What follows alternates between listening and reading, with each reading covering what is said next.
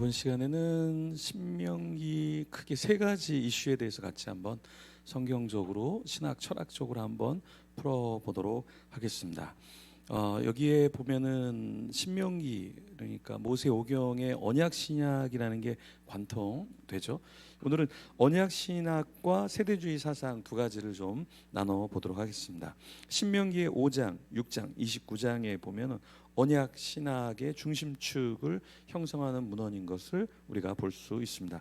신명기는 모세의 고별 설교 형식으로 구성되어 있죠. 그래서 광야 세대와 가나안 입성을 앞둔 새로운 세대에게 하나님의 언약을 재확인하는 그 내용을 적용하는 내용을 담고 있습니다. 그러면 언약 신학이라는 게 무엇이냐라고 할 때 신명기의 구속사적인 위치와 조직 신학적 해석을 보면 하나님의 구속사를 다루고 있는 거죠. 하나님이 어떻게 불러서 이끌어내고 하나님이 구속하는가, 이게 언약 신학의 주요 골자죠. 그래서 단지 이스라엘을 그냥 민족의 정치적인 종교적인 제도 정비 그리고 하나님이 인도하신 것인가, 거기서 끝나는 것이 아니라 신정 정치 속에서 하나님의 주권 아래 형성된 언약 공동체의 정체성을 재규정하는 신학적인 사건, 이것이 바로 신명기인데요. 자, 여기 언약 신학의 대표적인 학자 헤르만 바비크는 이렇게 언약을 얘기해요. 하나님이 자신의 주권적 자유 안에서 인간과 체결하신 신적 구속적 질서로 정의한다. 자, 여기서 중요한 게 뭐냐면은 이 구속적인 내용, 그러니까 하나님의 주권적인 자유 안에서 인간과 체결하신 신적 구속적인 질서다라고 이야기하는데요. 이 세대주의는 이렇게 그 하나님의 구원, 그 역사, 이런 언약 이런 것을 이제 시대별로 나누어서 그 방법이 다르다 이렇게 이야기를 합니다. 그런데 이 언약 신약에서는 구약부터 신약까지 다 하나님의 주권 아래서 이 구속이 다 연결되어져 있다. 그러니까 예수 그리스도를 향한 구약, 그리고 예수 그리스도가 오신 것, 초대교회, 그리고 다시 예수 그리스도를 기대하는 그 전체가 예수 그리스도의 안에 구속 사건으로 본다라는 게 언약 신학이고요. 그 세대주의는 이제 각 경륜 시대마다 다른 방법이 있었다라는 것을 이야기하는 거죠. 자, 그러면 신명기 6장은 언약 공동체의 윤리적인 구조다 이렇게 본다라는 거고요. 그 다음에 이 이스라엘을 이야기하는 건 단순한 이스라엘이 아니라 우리까지 포함한 영적 이스라엘이다라는 거예요. 그래서 이 페이지에 보시면 교회와 신명기의 연속성을 말한다. 이게 언약 신학의 특징이에요. 그러니까 세대주의는 단절을 얘기해요. 그러니까 이스라엘은 이스라엘이고 교회는 교회고, 그래서 이게 세대주의의 신학이에요. 그래서 여러분 Back to 예루살렘은 되게 멋진 말이지만 이건 세대주의의 전형적인 신학이에요. 왜냐하면 이스라엘을 회복시켜야 종말이 오고 그 이스라엘을 하나님이 기다리고 있다. 그래서 이 이스라엘을 우리가 생각하는 이스라엘이 아니라 이스라엘이 하나님이 생각하는 그 백성이고 교회는 하나님이 생각하는 이스라엘이 아니다라는 게 세대주의의 골자예요. 그래서 예루살렘으로 가서 복음을 전하는 게 우리가 생각하는 것처럼 땅끝까지 복음을 전하는 게 아니라 그 이스라엘이 이스라엘이고 우리는 이스라엘이 아니다라는 사상이 사실은 깔려 있습니다. 그래서 세대주의의 신학의 배경이 이스라엘을 중요하게 여기는 게 우리가 생각하는 그 이스라엘이 아니다라는 걸 여러분들이 좀 알고 계셔야 한다. 그래서 바빙크는 교회를 중간에 보시면 구속의 경륜 안에서, 그러니까 중요한 건 구속의 경륜이라는 거예요. 구속의 경륜 안에서 아브라함에게 주어진 약속의 수혜자로 성취된 언약의 중심이다 이렇게 평가한다라는 거예요. 그럼 언약 신학을 정리하면 이렇게 네 가지로 정리를 할 수 있습니다. 언약은 신명기를 창세기부터 계시록까지, 이게 중요해요, 이어지는 구속사의 핵심 고리로 해석한다. 신명기 6장은 언약 공동체의 윤리적 구조와 신앙 정수를 규정하는 대표 본문으로서 교회의 교육 사명과 밀접히 연결된다. 그런데 세대주는 이걸 연결시키지 않습니다. 교회와 구약의 신명기의 사건을 연결시키지 않아요. 세 번째, 신약 교회는 구약 이스라엘의 정체성을 계승한 영적 공동체이며 이게 언약 신약이고 세대주의는 언약과 이 계승에 대한 이야기를 하지 않습니다. 네 번째, 바빙크의 조직 신학은 언약을 하나님의 구속적 자기 계시의 중심 구조로 파악하며 신명기를 신구약 전체를 연결하는 신학적 매개로 이해한다. 이렇게 보는 거예요. 그럼 세대주의에 대한 이야기를 한번 해볼게요. 세대주의는 신명기의 율법과 하나님의 경륜을 구분합니다. 그래서 어떠한 것을 이야기하냐면 언약 구조를 전체 구속사의 연속 선상에 놓거나 이해하지 않는다라는 거죠. 그래서 특정 시대, 그러니까 모세 언약은 그냥 모세 시대에만 딱 국한된 것이고 지금은 관련이 없다 이렇게 본다라는 거죠. 그러면 대표적인 사람은 이제 누구냐면 여러 사람이 있는데요.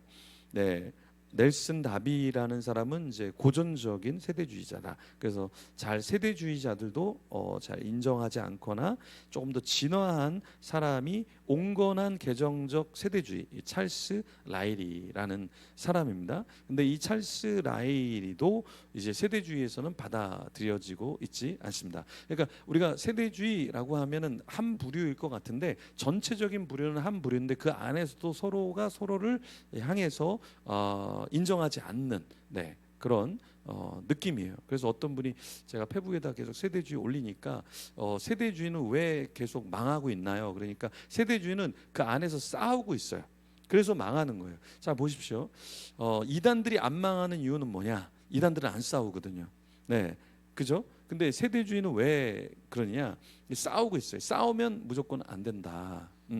그래서 세대주의 안에서도 어떤 노선을 따르냐에 따라서 크게는 네 가지로 나누고 더 크게는 세 가지로 나눕니다. 그 중에서 이제 온건한 개정주의 찰스 라일리가 주장하는 내용을 좀 보시면 어떤 내용을 이야기하느냐? 그 세대주의를 하나님께서 인류에게 서로 다른 경륜을 통해 다양한 방식으로 계시하고 다루셨다라는 사실을 인정하는 신학 체계다라는 것이고요.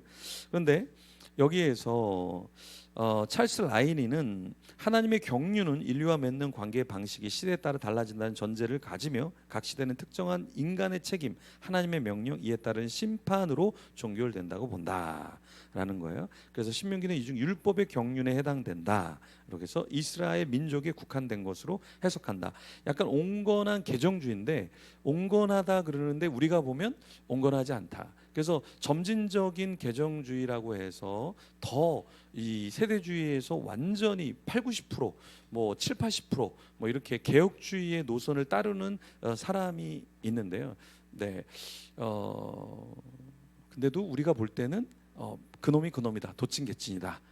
큰 차이는 없다 이렇게 봅니다. 그래서 세대주의 핵심 원리는 보면은 첫 번째는 교회와 이스라엘의 구분이 있어요.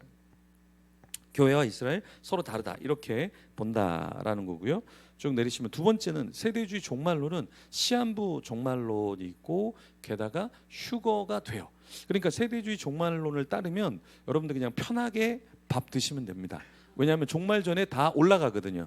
그러니까 세대주의 종말론자가 아닌 사람들은 여기 남아요, 그죠? 근데 세대주의 종말론자는 그냥 다 휴거되는 거예요. 예. 믿는 사람은 다 휴거되는 거예요. 그러니까 종말론적인 긴장이 1도 없는 거예요. 왜냐?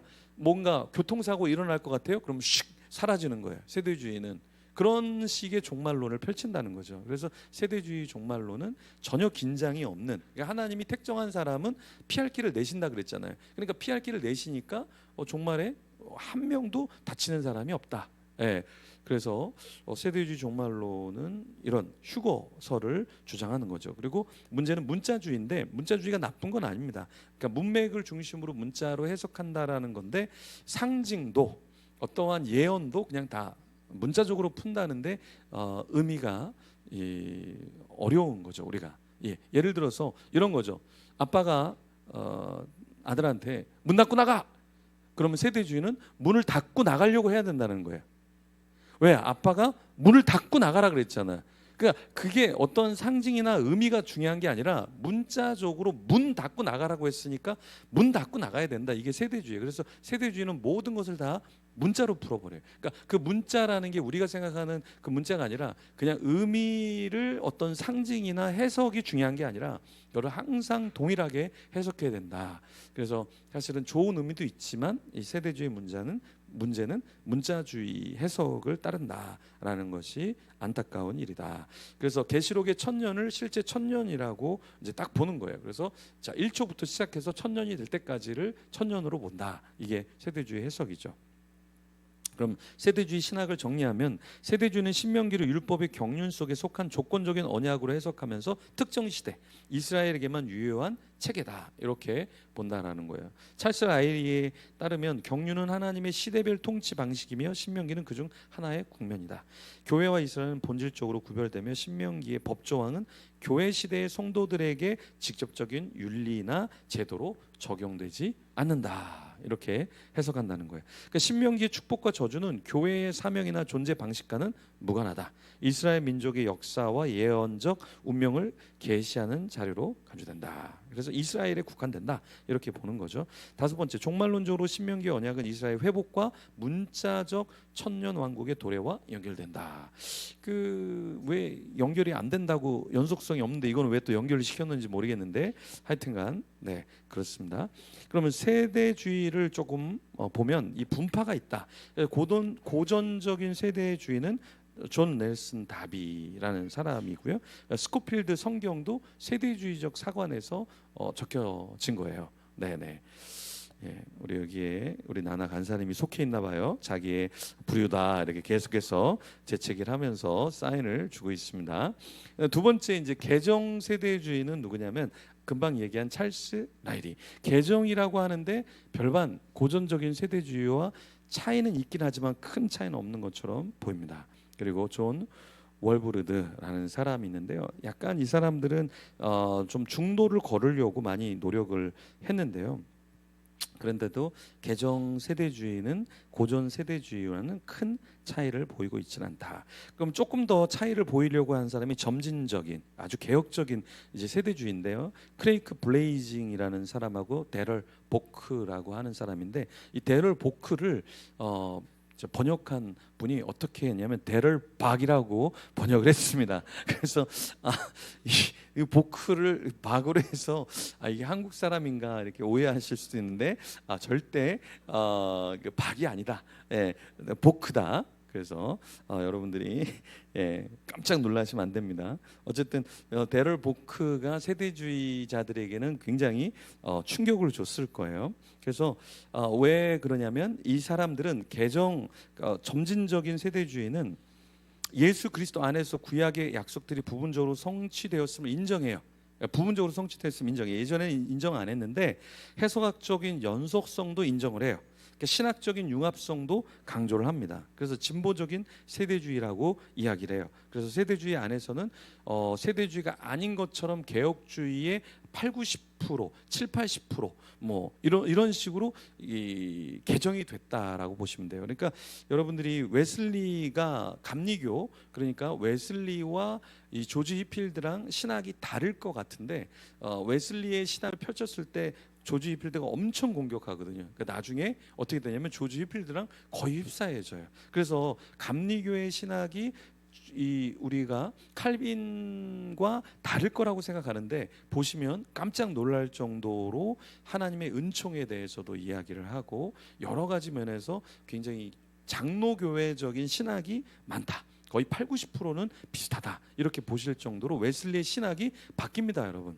네, 그러니까 항상 신학은 바뀌게 돼 있다. 왜냐하면 이 바르트도 처음에는 굉장히 만인 구원선, 만인 제사장설 이렇게 얘기하면서 이 구원에 대해서 굉장히 많이 열어놓은 것처럼 하는데 공격을 엄청나게 당합니다. 그래서 후기의 바르트의 작품을 보면 만인 보편적인 구원론을 지지하지 않는다라는 내용이 나와요.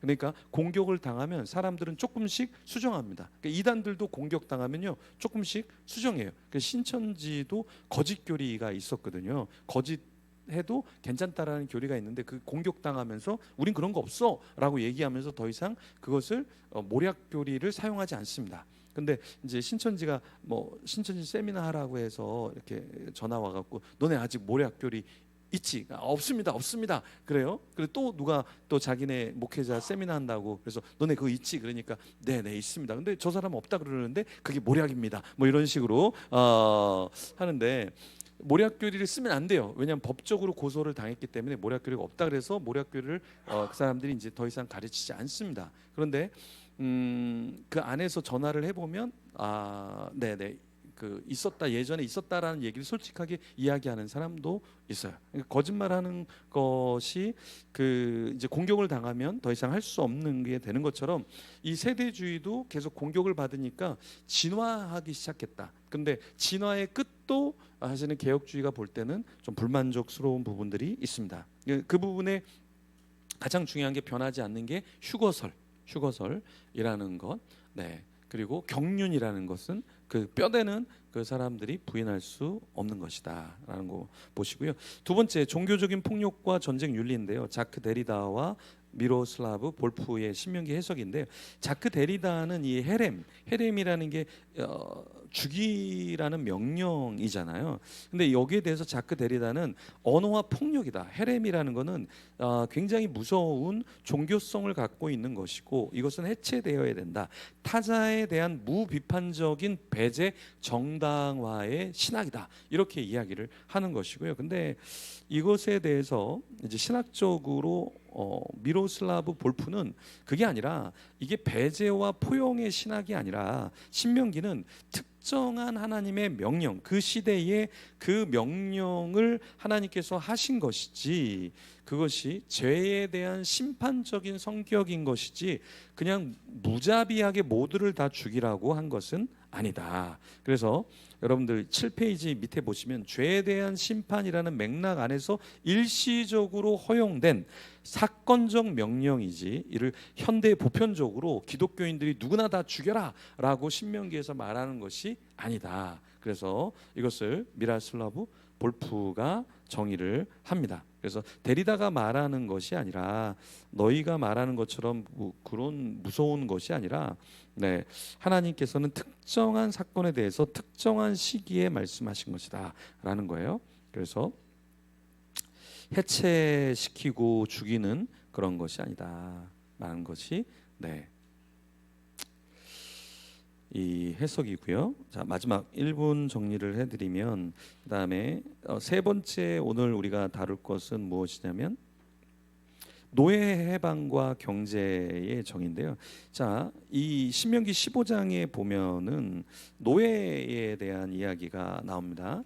그랬을 때 월터 그루그만의 희년적 이야기가 이제 연결시킬 수 있는데요.